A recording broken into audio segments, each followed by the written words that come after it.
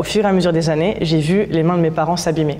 Mon père est maçon, donc ses mains sont pleines de ciment, il a des ongles cassés. Ma mère est femme de ménage, donc elle a les doigts fripés par la javel. Et moi, pendant que j'étudiais, en fait, je voyais leur corps se dégrader par ma faute. Ils n'ont pas fait subir. Pour eux, c'était des sacrifices parce qu'ils voulaient mon bonheur, ils voulaient que je réussisse. Mais moi, je l'ai vécu comme ça, c'est-à-dire que je l'ai vécu en me disant ma réussite est en train d'abîmer le corps de mes parents. Parce que dès que je suis entrée à Sciences Po, tous les deux, ont fait des heures supplémentaires, sans réfléchir. Ils ont demandé à faire des heures supplémentaires, ils en ont fait. Ils en ont fait pour moi, pour que moi je puisse avoir accès à cette réussite-là. Et quand on voit ses parents dans cette situation-là, quand on voit ses parents faire ce sacrifice-là pour nous nourrir, on se sent redevable et on est obligé de réussir.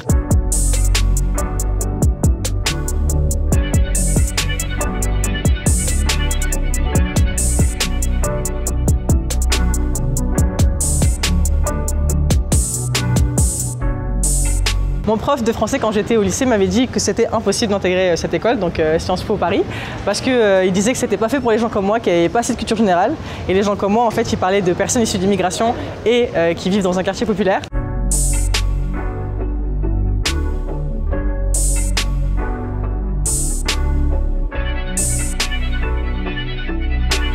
Mon premier jour à Sciences Po Grenoble, on arrivait dans le secrétariat pour récupérer nos cartes, pour récupérer nos pulls. Donc ça voulait dire qu'on était enfin étudiant à Sciences Po Grenoble.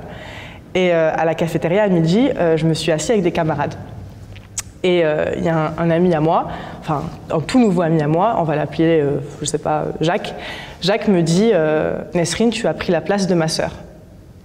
Et à ce moment-là, dans ma tête, je me suis dit « Mais pourquoi il dit cette phrase à moi ?» Dans la tablée, pourquoi c'est à moi qui dit cette phrase? Et je le regarde et je lui dis, c'est-à-dire j'ai pris la place de ta sœur. Il me dit, bah, elle a passé le concours, elle l'a pas eu, donc c'est toi qui as pris sa place. Et en fait, c'est avec le temps que j'ai compris que Jacques, sa maman était saxophoniste, son père travaillait au ministère de la Culture. Donc en fait, dans sa tête, j'étais illégitime parce que j'avais pris la place de quelqu'un pour qui Sciences Po était dédié à la naissance. Et cette phrase-là, elle a été très violente parce que c'est vraiment le premier jour, mais vraiment le premier jour de mon entrée à Sciences Po Grenoble. Et elle m'est restée dans la tête pendant tout mon parcours. Et j'en ai eu d'autres des remarques, mais celle-ci, je ne l'oublierai jamais. Heureusement, quand même, à Sciences Po, je me suis fait quelques amis quand même. Et au contraire, je trouve que nous aussi, on a des clichés sur le milieu bourgeois, et le milieu bourgeois a des clichés sur nous. Et en fait, le fait d'en discuter, on se rend compte que finalement, je sais pas, on aime les mêmes choses. Moi, j'ai des amis bourgeois qui adorent le rap autant que moi, qui sont allés avec moi au concert de Kerry James. Et j'ai des amis bourgeois qui détestent le théâtre et qui détestent l'opéra. Enfin, on se rend compte qu'il y a plein de clichés dans les deux classes et que c'est important d'échanger. La culture générale, c'est simplement de la curiosité. C'est au-delà du fait d'apprendre plein de choses, c'est de vouloir apprendre plein de choses. Et à partir du moment où on est dans la logique de vouloir apprendre, on est déjà en train d'accumuler la culture générale. Dans ma dissertation pour intégrer Sciences Po, j'avais cité du Kerry James, qui est un rappeur. C'est ma culture générale. Kerry James, c'est de la culture générale. En fait, tout ce que vous connaissez, toute votre culture, tout ce que vous aimez, c'est de la culture générale. C'est juste qu'il faut que vous appreniez à le mettre en avant, il faut en être fier. À partir du moment où vous en êtes fier, à partir du moment où vous n'avez pas un complexe d'infériorité en se disant bon, moi je cite Kerry James, lui cite Beethoven, en fait vous avez de la culture générale.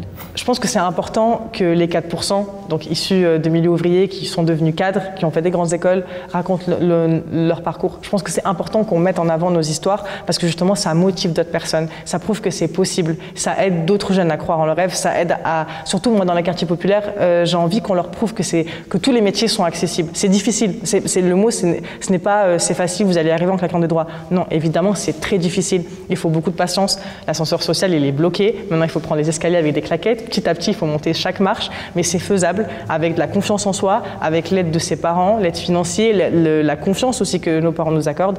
C'est aussi un message pour dire qu'il ne faut pas rester, que chacun reste cloisonné dans le milieu dans lequel il était destiné depuis son enfance. Ce n'est pas parce que vous avez grandi dans un quartier populaire que vous êtes destiné à rester dans un quartier populaire.